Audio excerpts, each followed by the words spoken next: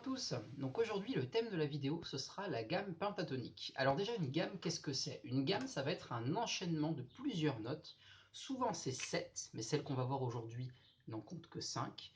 C'est un enchaînement donc de plusieurs notes qui sont séparées par ce qu'on appelle un intervalle. C'est la distance qui va séparer deux notes. Donc moi je vais vous parler de la gamme pentatonique. La gamme pentatonique, c'est quelque chose qu'on va utiliser très souvent pour construire des mélodies, construire des solos et surtout, truc super bien, jouer avec d'autres. Même si on ne connaît pas les personnes, même si on ne connaît pas à l'avance la grille que va jouer la personne, on est capable de jouer avec. Autre usage qui est hyper intéressant, vous pouvez aussi mettre une musique que vous aimez bien en fond chez vous et jouer dessus. Je vais vous expliquer comment procéder, mais ça marche très bien. Donc, nous, on va jouer en La mineur. Il y a souvent deux approches, soit Mi mineur, soit La mineur. Moi, j'aime bien le La parce qu'on va commencer à la 3, 4, 5e case du manche de la guitare. C'est très simple. Vous allez avoir donc 6 fois de 12 notes à jouer et vous allez avoir toujours deux notes sur chaque corde. Une fois que vous avez joué vos deux notes sur une corde, vous descendez à la suivante et vous faites vos deux notes, etc. jusqu'à arriver à la petite. Pour celle-ci, ce qui est très pratique, c'est que la première note que vous allez jouer sur chaque corde sera toujours case 5, tout le temps. Ensuite, il y a deux possibilités. Soit vous allez avoir à jouer la 8e case, auquel cas je vous demanderai d'utiliser pour la 8e le petit doigt. Je sais, quand on monte sur les deux grosses cordes, c'est pas évident, ça vous demande un peu de gym, mais c'est aussi un petit peu un des objectifs de travailler une gamme. Donc, case 5, ce sera toujours l'index. Case 8, ce sera le petit doigt. Et pour le troisième cas, ce sera case 7, celle d'avant, et dans ce cas-là, on utilisera l'annulaire. Vous avez remarqué qu'on a un doigt par case. Et dans ce schéma, comme on n'a pas de 6e case, on ne va pas utiliser le majeur. Voilà. Dans l'absolu, quand vous faites une gamme que vous donc improvisez, ça sert à ça aussi la gamme à improviser, l'usage des doigts va pas être, comment dire, une cage, une prison, il ne faut pas le voir comme ça, c'est plus une espèce de protocole qu'on apprend pour travailler certains écarts, créer des automatismes, et après vous pourrez un petit peu vous les approprier de la façon que vous voulez. Il y a des gens qui vont jouer avec les deux doigts là, au lieu de prendre le petit doigt. Mais bouder le petit doigt sur la main gauche, ça marche un temps, mais vous allez voir pour certaines choses, certains mouvements un peu plus rapides, c'est quand même très très pratique d'avoir à sa disposition les quatre doigts à peu près au même niveau. Donc je commence. C'est facile, la grosse corde et les deux petites, vous allez suivre 5 et 8. Et les trois cordes du milieu, ce sera 5 et 7. Ça fait ça. Donc on ne gratte que la corde où on appuie, hein, pas toutes les cordes. Donc 5, 8, j'ai fini ma grosse corde, je passe en dessous.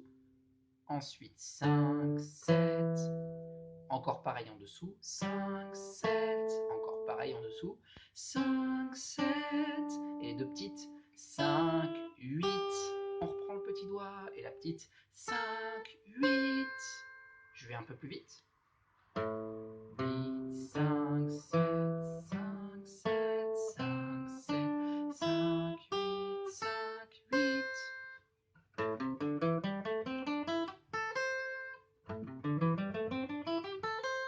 Voilà, et après ce qui est super chouette aussi à faire, vous pouvez la faire dans l'autre sens. Donc au lieu de commencer par 5, vous commencez par 8 ou 7. Donc en fait quand vous arrivez en bas,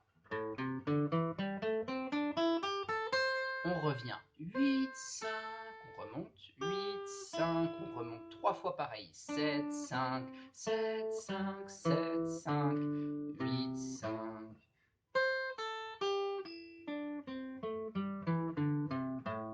Voilà. Donc déjà, si vous pouvez peaufiner ça, c'est super bien. Rappelez-vous, donc 5, 8 ou 5, 7. 5, 8 pour la grosse et pour les deux petites cordes, et 5, 7 pour les trois du milieu. Deux notes par corde et un doigt par case. 5e case, c'est l'index, 7e case, c'est l'annulaire, et 8e case, pardon, c'est le petit doigt. Dans un premier temps, essayez de travailler celle-là. Il faut savoir qu'il y a 5 schémas. Pentatonique, ça veut dire donc penta 5. Ça veut dire 5 notes, 5 schémas. Et on va dire que, alors il y en a un peu plus en vrai, mais globalement, on résume les gammes pentatoniques sur 5 gammes différentes. Petit aperçu, celle que je vous ai montrée. Je fais que la moitié, ça suffit pour vous montrer. Ça s'appelle la gamme mineure. Je fais la même en rajoutant la blue note. Gamme blues, la gamme majeure, la gamme alors harmonique, et ce qu'on appelle la gamme mixolydienne. Voilà, c'est un petit aperçu de ce qu'on peut faire avec les gammes. Il y en a énormément. La pentatonique, c'est un peu la première marche. Déjà, essayez d'apprendre le premier schéma. Quand ça rentrera bien au niveau du cerveau, au niveau des doigts, vous pourrez apprendre les suivants. Je vous montrerai comment faire. Et surtout, je vous donnerai une astuce super sur YouTube. C'est jouer sur ce qu'on appelle des backing tracks. Ce sont des fonds sonores sans parole qui sont faits exprès pour vous entraîner à faire ça.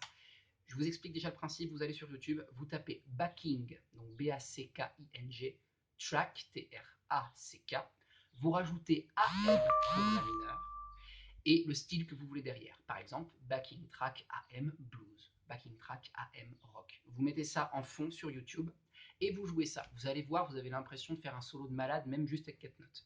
Je vous laisse avec ça. Bon courage et à bientôt.